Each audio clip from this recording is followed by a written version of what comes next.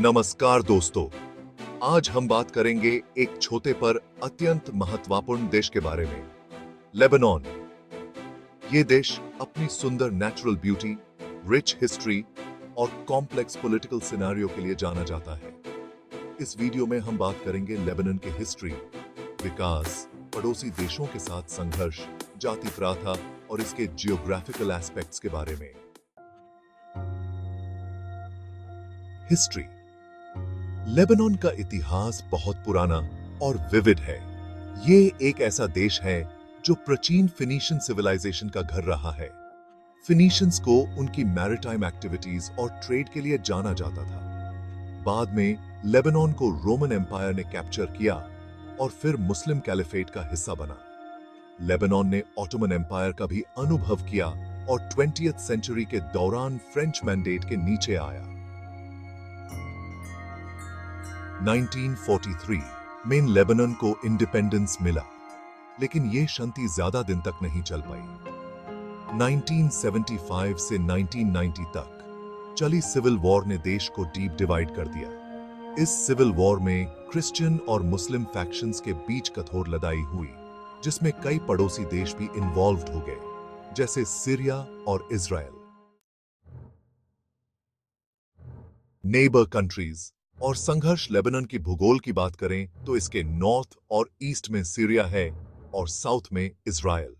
ये दोनों पड़ोसी देश लेबनान के पॉलिटिकल लैंडस्केप को डायरेक्टली इन्फ्लुएंस करते रहे हैं। इजराइल और लेबनान के बीच कई बार लड़ाई हुई है। सबसे ज्यादा प्रोमिनेंट हिजबुल्लाह के साथ लड़ाई थी जो 2006 में हुई थी। दूसरी तरफ सीरिया का लेबनान के अंदरूनी राजनीति पर काफी असर रहा है और कई बार सीरिया ने लेबनान में अपनी मिलिट्री फोर्सेस भी डिप्लॉय की हैं। इस वीडियो को लाइक जरूर करें अगर आपको यह जानकारी उपयोगी लग रही है। डेवलपमेंट और इकोनॉमी। अब बात करते हैं लेबनान के विकास और अर्थव्यवस्था की।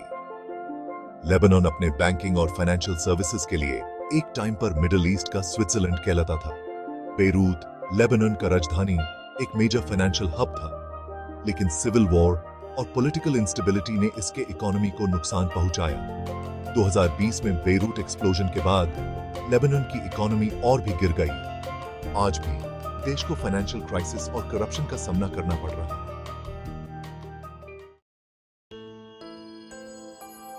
कास्टिज्म और सोशल स्ट्रक्चर।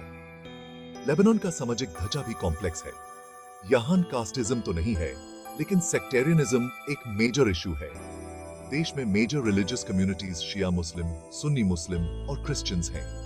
लेबनान की पॉलिटिक्स एक पावर शेयरिंग सिस्टम पर बेस्ड है, जिसमें सभी सेक्ट्स को रिप्रेजेंटेशन मिलता है, लेकिन इसी वजह से कभी-कभी टेंशंस भी बढ़ जाती है। जियोग्राफी और क्लाइमेट। अगर हम जियोग्राफी की बात करें तो लेबनान एक छोटा देश है, लेकिन इसका टेरेन बहुत डाइवर्स है। यहां आपको मेडिटेरेनियन कोस्ट लाइन भी मिलेगी और लेबनान माउंटेन्स भी। क्लाइमेट मेडिटेरेनियन है, जिसमें सर्दियों में बारिश और गर्मियों में सूखापन होता है। इस देश का नेचुरल ब्यूटी काफी लोगों को अट्रैक्ट करता है। आप वहां स्कीइंग भी कर सकते हैं और समुद्र के किनारे रिलैक्स भी कर सकते हैं। कंक्लूजन। आज हमने लेबनान के बारे में जाना, उसके इतिहास से लेकर आज तक की स्थिति को देखा। ये देश छोटा होने के बावजूद पॉलिटिकल और कल्चरल टर्म्स में बहुत इंपॉर्टेंट है। आने वाले वक्त में ये देखना होगा कि लेबनान कैसे अपने आर्थिक और सामाजिक चुनौतियों का सामना करता है। धन्यवाद दोस्तों, अगले वीडियो में मिलते हैं।